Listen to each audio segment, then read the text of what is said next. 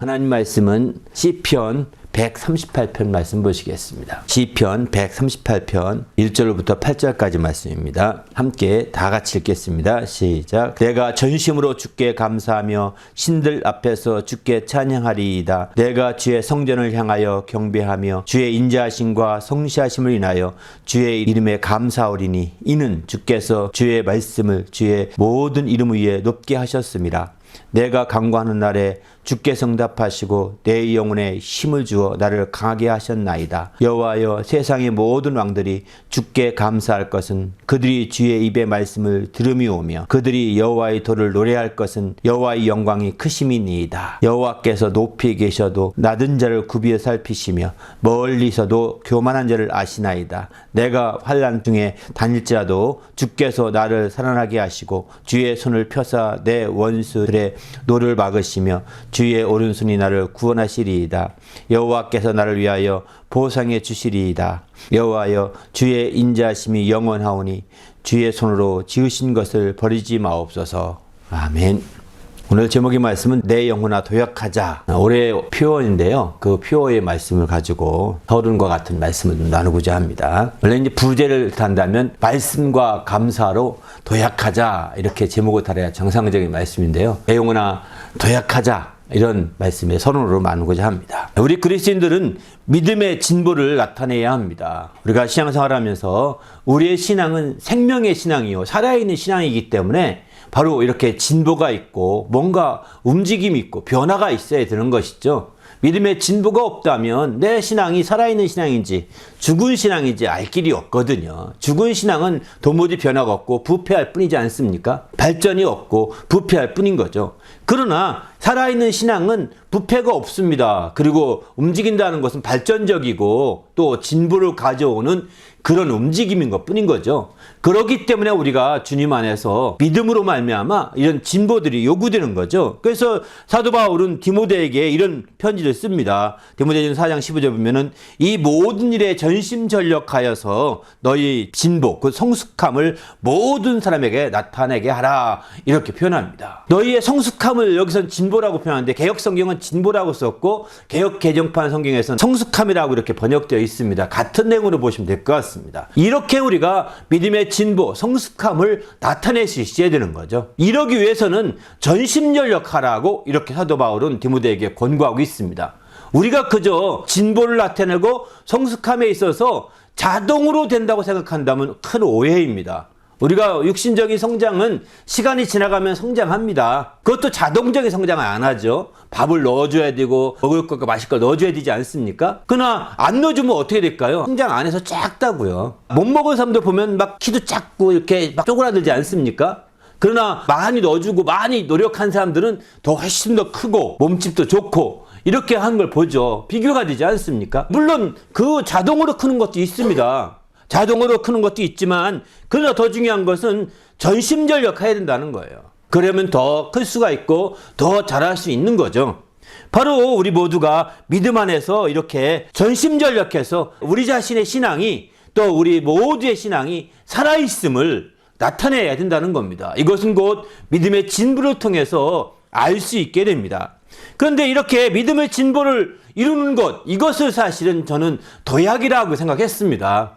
우리가 신앙생활하면서 믿음의 진보란 표현을 많이 설교를 했는데 도약이라는 단어를 처음 올해 써보거든요. 이 표현은 성경에 나오는 표현은 아닙니다. 성경에 한 번도 도약이라는 단어가 안 나오더라고요. 진보나 이런 표현들이 나오는데 그러나 우리가 좀 더 피부에 닿는 표어가 좋겠다 생각했고요. 이거는 뭐 지금 정한 게 아니라 우리가 교회 개척할 때 10년, 15년 정도에 어떻게 할 것인가 표어를 쭉 정해놓은 대로 지금 하고 있는 거거든요. 그런데 그 도약은 우리의 이와 같은 진보를 통해서 나타나게 되는 거죠. 믿음의 진보가 있을 때 드디어 우리가 도약이 되어서, 도약이라는 말 자체는 높이 뛰어오르다 이런 뜻입니다. 바로 뛰어오를 수가 있는 거죠. 한 단계 높이 뛰어오를 수가 있게 되는 거죠. 우리도 이제 주님 안에서 한 단계 정말 이런 믿음의 진보를 통하여 뛰어오를 수 있기를 예수의 이름으로 축원합니다. 할렐루야. 그래서 우리 신앙이 뛰어오르고 우리 삶 자체가 한 단계 수준이 높아지고 이렇게 업그레이드가 되는 그런 성도가 될 때 우리가 참으로 살아있는 믿음을 가진 자요.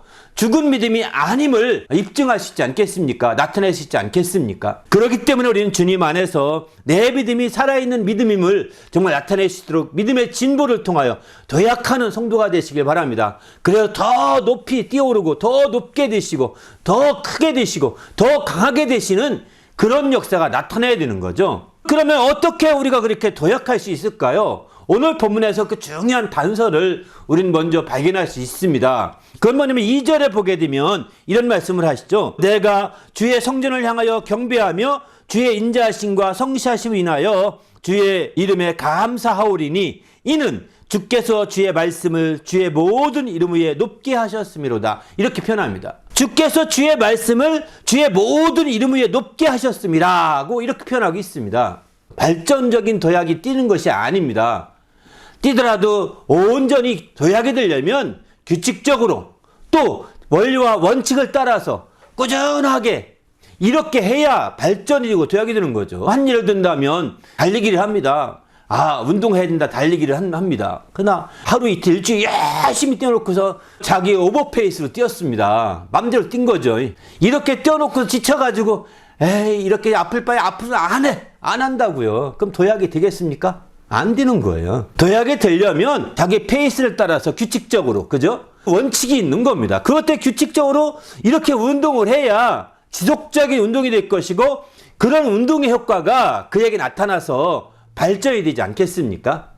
그가 바로 한 단계 더 체력에 있어서 도약할 수 있는 길이 열리지 않겠습니까? 이렇게 되는 것처럼 우리가 신앙적인 면에서 도약을 이루려고 한다면 이런 규칙이나 원리나 원칙과 같은 것이 뭐냐면 하나님 말씀이라는 것입니다. 하나님 말씀을 따라서 우리가 이렇게 움직이고 말씀이 분명히 서서 그것을 따라 한 단계 한 단계 두 단계 나갈 때 마침내 그 영역이 도약할 수가 있는 거죠. 그의 영적인 힘이 도약할 수 있게 되는 거죠. 그가 바르게 성장할 수 있고 성숙할 수 있고 믿음의 진보를 나타낼 수 있게 되는 거죠. 그러나 그가 자신의 이런 말씀을 다 무시하고 자기 마음대로 자기의 생각대로 막 움직인다면 그는 얼마 못 가서 나자빠지고 말 것입니다. 그 일을 지속적으로 못하고 포기할 수밖에 없겠죠. 바로 날뛰다가 끝나버리는 거예요. 그래서 우리는 아무 생각 없이 막 뛰는 것이 아니라 바르게 뛰어야 합니다. 막 뛰다 보면 잘못하면 상처받고 자기가 크게 다치게 됩니다. 그냥 오버페이스에서 하듯이 다치게 되는 거죠. 기계체조 가운데 도마라는 것이 있는데 뛸 도자 쓰거든요. 뛰어넘을 도자 쓰고요. 말맞자입니다. 말을 뛰어넘는 옛날 승마훈련에서 나온 경기인데 그 도마 경기를 여러 번 봤습니다. 그런데 이 규칙을 안 따르고 코치가 지도하는 규칙을 안 따르게 되면 그냥 깨집니다. 높이 뛰어 올랐다 그냥 나자빠져 보세요. 몸이 완전 골병든다고요. 골병정을 나가 죽을 수도 있죠. 1m 35가 되는 그 도마의 그 틴트를 높이 짚고 올라서 한 바퀴 3, 4m 높이 올라갔다 뚝 떨어지는데 높이 올라갈수록 점수를 많이 준다고 그러거든요. 멀리 갈수록 점수를 많이 주고 그러니까 높이 올라가야 멀리 가겠죠. 이러니까 거기서 코치의 말을 안 듣고 그냥 움직이면 어떻게 될까요? 그냥 자기 멋대로 가다가 내자팽이 치는 겁니다. 그렇기 때문에 우리는 주님 안에서 먼저 자기 욕심껏 자기 생각대로가 아니라 규칙이 있는 거예요. 원리가 있고 원칙이 있는 겁니다. 그걸 가이드해 주는 사람이 경기에서는 그 코치겠죠. 감독이겠죠. 지도하는 선생님이겠죠. 이런 분들의 말을 귀담아 듣고 그것을 따라 움직여야 되는 겁니다. 신앙 안에서 우리의 도약은 그런 코치의 말과 같이 하나님의 말씀을 따라 움직이는 거죠. 왜 그럴까요? 하나님의 말씀은 그 이름 위에 높게 하셨기 때문입니다. 우리가 그 말씀을 따라가면 말씀을 따라 높게 뛰어오를 수가 있는 것이죠. 지금 우리의 상태지만 그 말씀을 따라서 말씀을 순종해서 나가게 되면 높게 뛰어오를 수 있고 높게 뛰어넘을 수 있는 길이 열리게 되는 거죠. 바로 인간의 그런 한계를 능히 극복할 수 있는 길이 열리게 되는 것이고 인간의 연약함을 뛰어넘을 수 있는 길이 열리게 되는 것이고 이렇게 도약할 수 있는 길이 열리는 겁니다. 왜? 하나님 말씀이 높게 하셨기 때문에 주의 이름보다 더 높게 하셨다는 거예요. 개역성경에서는 이 높게 하셨다는 표현을 어떻게 표현하냐면 이렇게도 표현합니다. 모든 이름대로 주의 말씀을 크게 하셨습니다. 이렇게 개역성경에서 번역하고 있습니다. 주의 이름대로 크게 하셨다는 것입니다.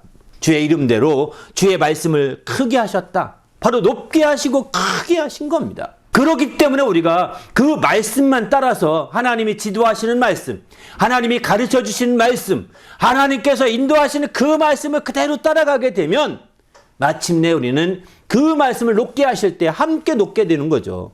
그 말씀을 크게 하실 때 함께 커지게 되는 겁니다.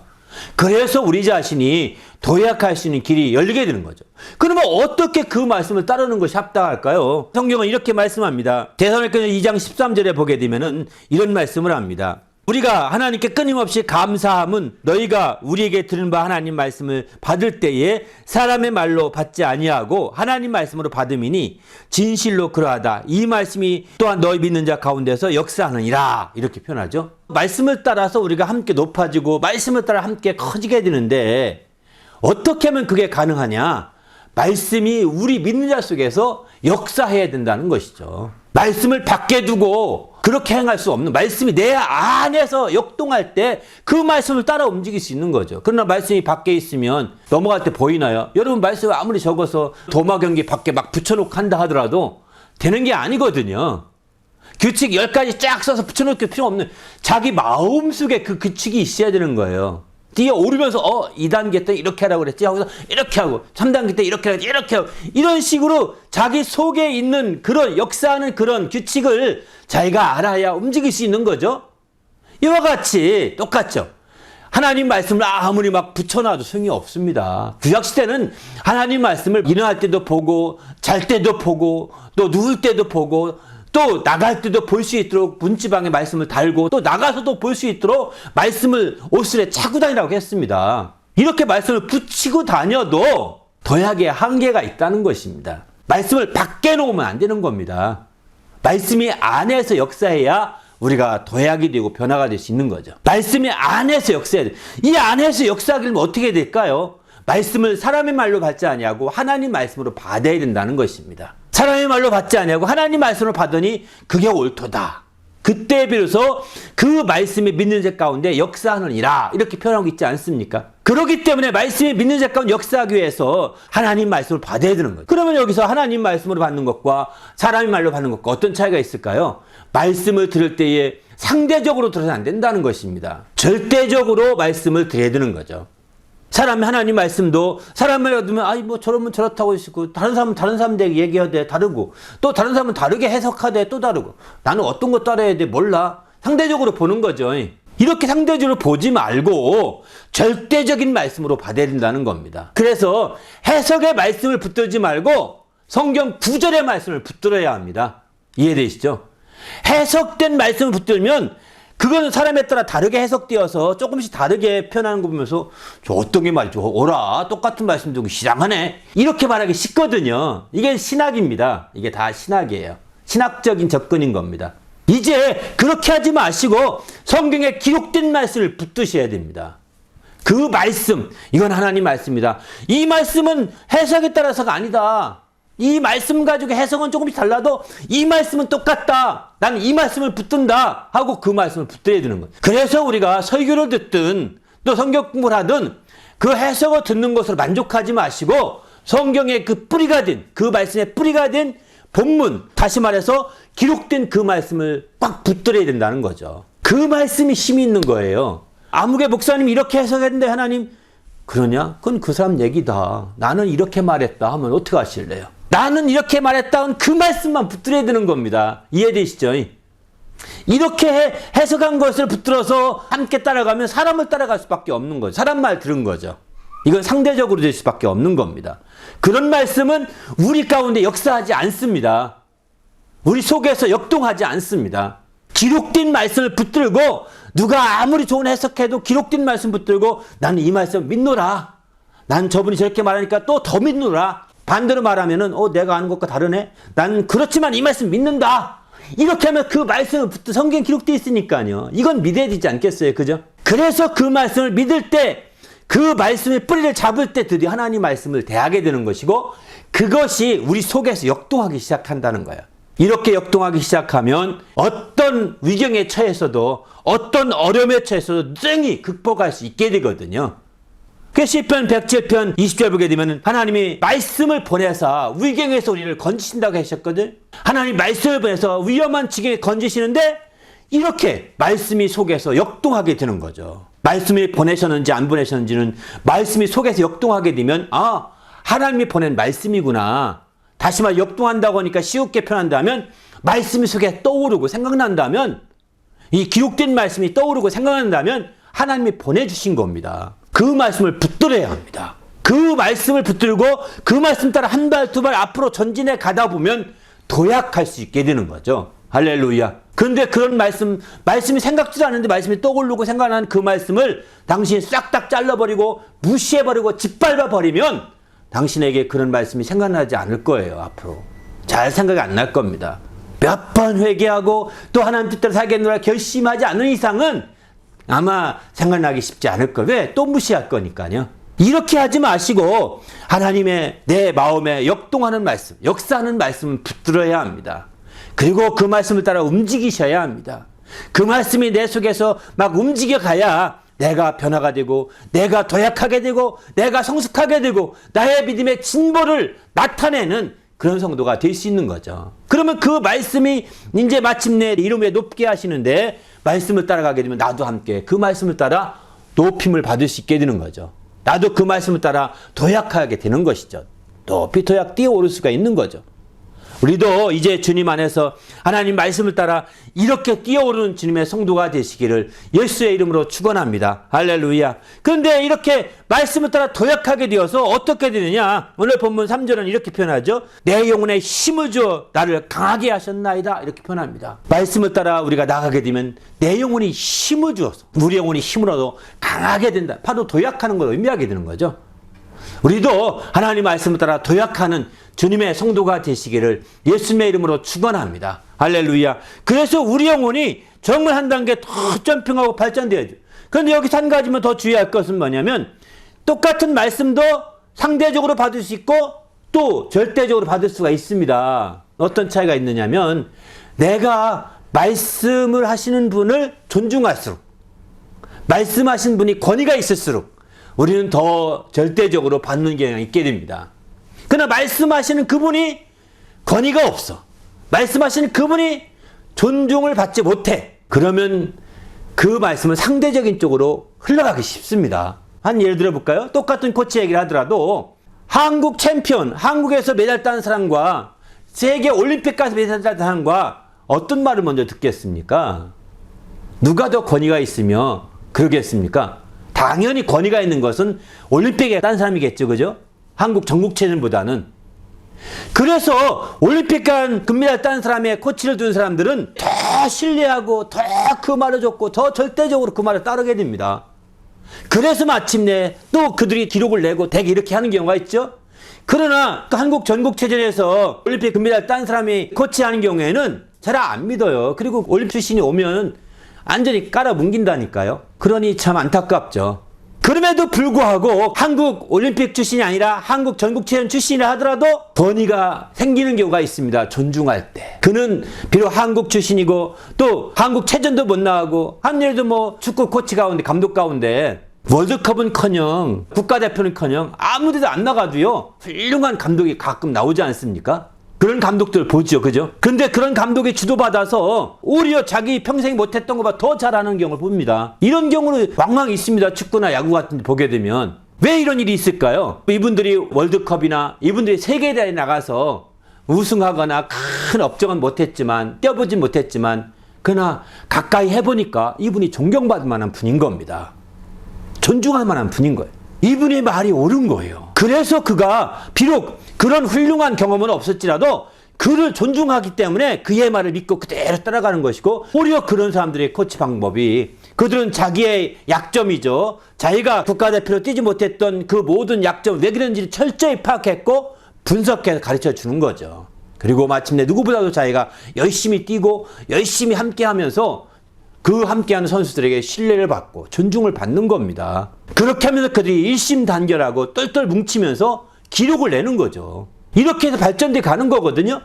이것은 똑같은 사람의 말이라도 이와 같이 어떤 권위나 그 존중감에 의해서 큰 차이가 나타난다는 거예요. 근데 우리 하나님은 어떻습니까? 우리 하나님의 권위는 어떻고 그런데 우리 하나님의 존중감은 어떻습니까?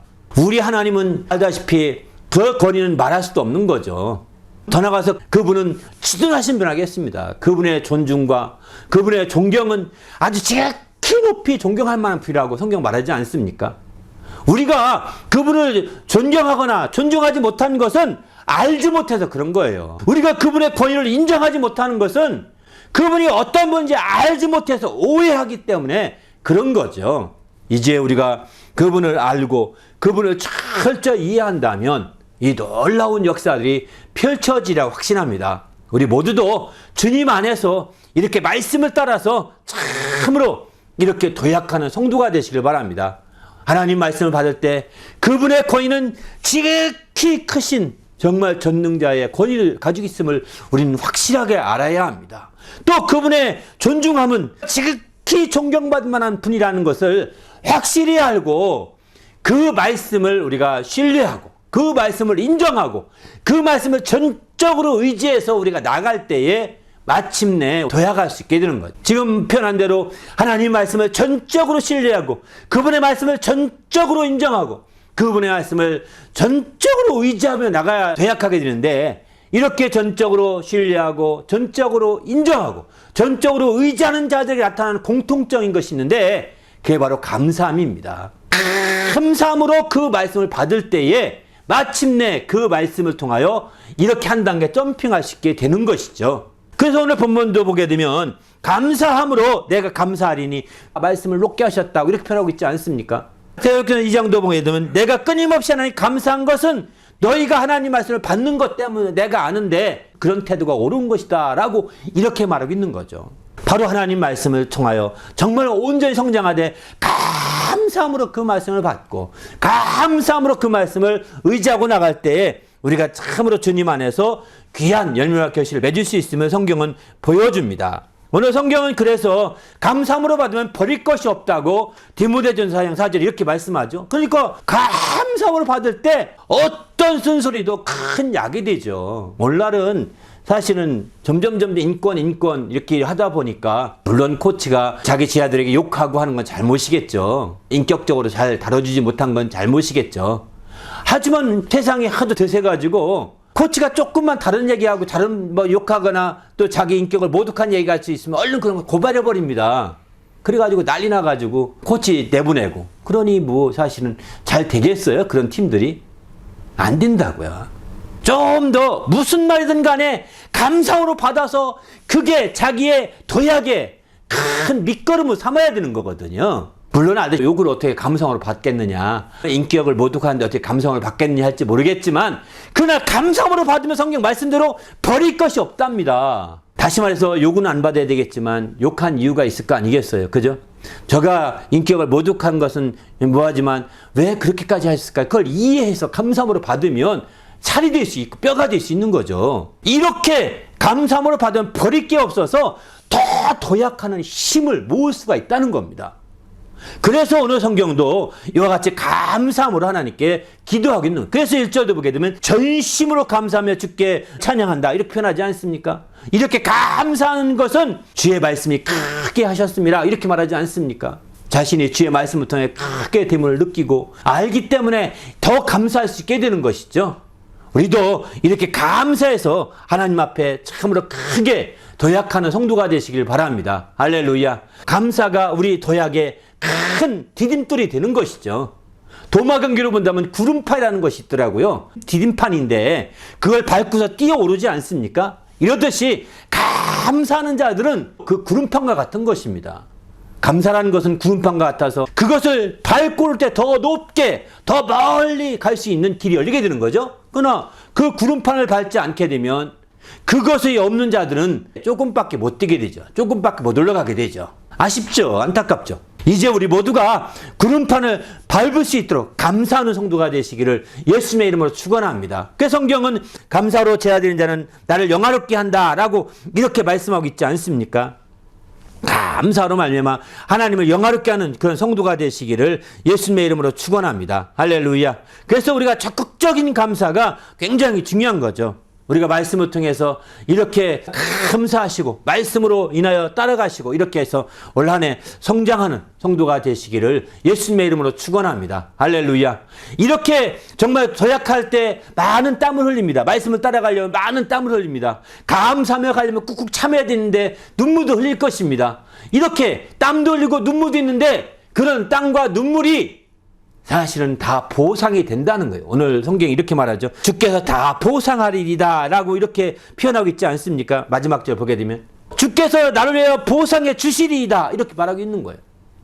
우리가 이렇게 도약하기 위해서 정말 땀을 흘렸던 모든 것이 다 주님이 보상해 주시고 또 땀을 흘려서 그것 때문에 감사함으로 많은 눈물도 흘렸을 텐데 그런 눈물로 감내했던 모든 것까지 다 주님께서 보상해 주시는 거죠. 행한 대로 갚아주시는 거죠. 우리도 이렇게 주님이 보상하시는 놀라운 축복을 경험하시길 바랍니다. 오늘 본문은 그 보상이 어떻게 보상이 되느냐? 우리가 환난 중에 다닐지라도 주께서 나를 살아나게 하시고 주의 손을 펴사 내 원수들의 노를 막으시며 주의 오른손으로 나를 구원하시리다 이렇게 표현하고 있습니다. 바로 이렇게 주님이 보상해 주신다는 거예요. 우리 모두도 이렇게 주님이 보상하시는 놀라운 주님의 손길을 보시는 성도가 되시길 바랍니다. 그래서 마침내 온 세상의 왕들이 다 주님의 말씀을 들으며 온 세상 왕들이 주님의 영광의 크심을 노래하지 않습니까? 이렇게 되듯이 우리도 마침내 우리 주의 말씀을 더 들으며 또 영광을 노래할 수 있는 성도가 되시기를 예수의 이름으로 축원합니다. 할렐루야. 우리 모두가 한 단계 도약해서 주님 앞에 더욱더 주님을 기쁘시게 하는 성도가 되는 올 한 해가 되시기를 예수님의 이름으로 축원합니다. 할렐루야. 함께 기도할 때 하나님 내가 철저히 올 한 해 말씀을 통하여 하나 한 단계 한 단계 말씀을 따라 내 속에 역사하시는 말씀을 따라서 그대로 순종함으로 도약하게 해주시되 이제 감사함으로 모든 걸 받아서 마침내 구름판을 밟고 뛰어오르듯이 우리가 뛰어오를 수 있는 성도가 되게 해달라고 오늘 말씀을 생각하면서 간절히 합심해서 기도하겠습니다.